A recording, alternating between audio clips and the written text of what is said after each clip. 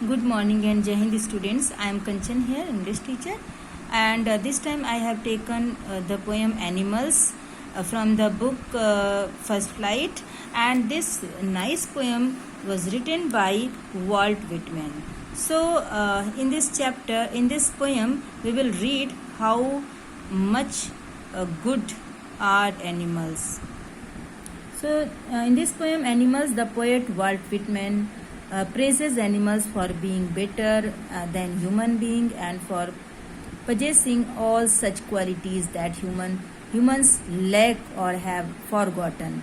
Means they are satisfied, they are not complaining. So, the theme of the poem is not to be praised how good animals are, but to compare humans with them in order to highlight the flaws of their nature. The poet believes that probably a very long time ago humans also possessed all the qualities, but nowadays they have lost. So here animals are, see here, in forest, and they are living peacefully without any complaint. The poet tells us what he feels more or at home with animals than humans, whom he finds complicated and false.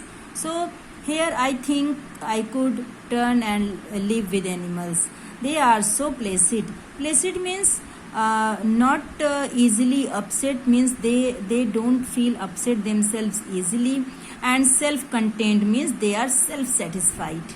And I stand and look at them long and long. The poet is saying that I observe them, I see them, and I find that they are self-satisfied, they are content, and they are not complaining anyone about their position, about their condition, and they are satisfied whatever they have, and they don't feel upset or excited.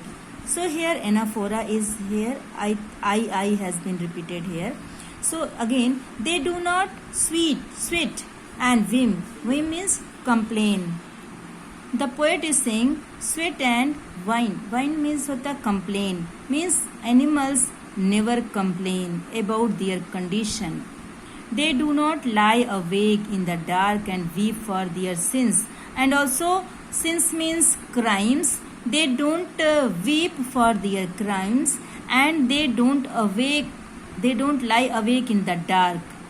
So they do not make me sick discussing their duty to God. So because they don't crime, and though they don't make any sin, so they don't keep discussion about the duty to God. They are one. Not one is dissatisfied, means they are satisfied fully. Not one is demented with.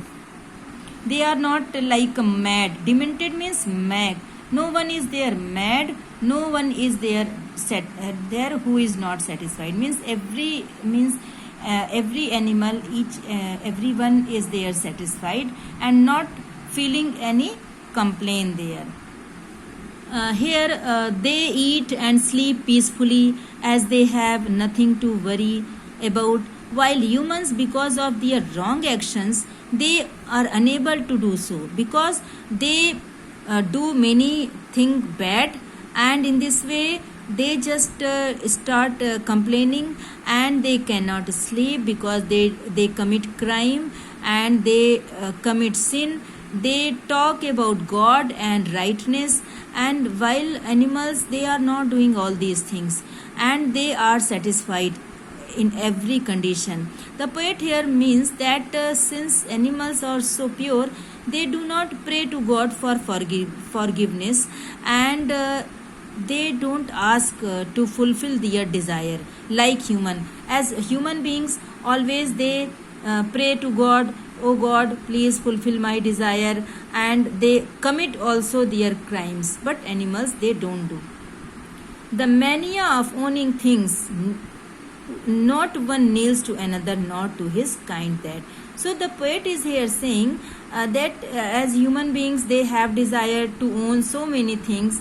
Mania means madness. They have madness to own so many things, and having bangla, having a comfortable life, but Animals, they don't kneel anyone, even no caste, no kind of animal does that. Lived thousands of years ago, and not one is respectable or unhappy over the whole earth. So here the poet is saying that animals do not possess material things like human beings, and they don't have desire to possess the things of this world. Animals are free from the habit of praying to their ancestors, because human being, they always pray to their ancestors. And when the poet says not one is respectable, he means that since all of them are equal, means animals are equal, and no one is below, no one is higher there, and no one is respectful, no one is there disrespectful. All are equal there in animals. So all these features of animals make them happy and uncomplaining. So these things are making them respectable, and they are happy in their condition. So they show their relation to me and I accept them. They bring me tokens of myself. They evince them plainly in their possession. So the poet is here saying, see here, tokens means symbols, evince means to show, possession means ownership, and negligently means in a careless manner. The poet feels that animals represent human beings in some way.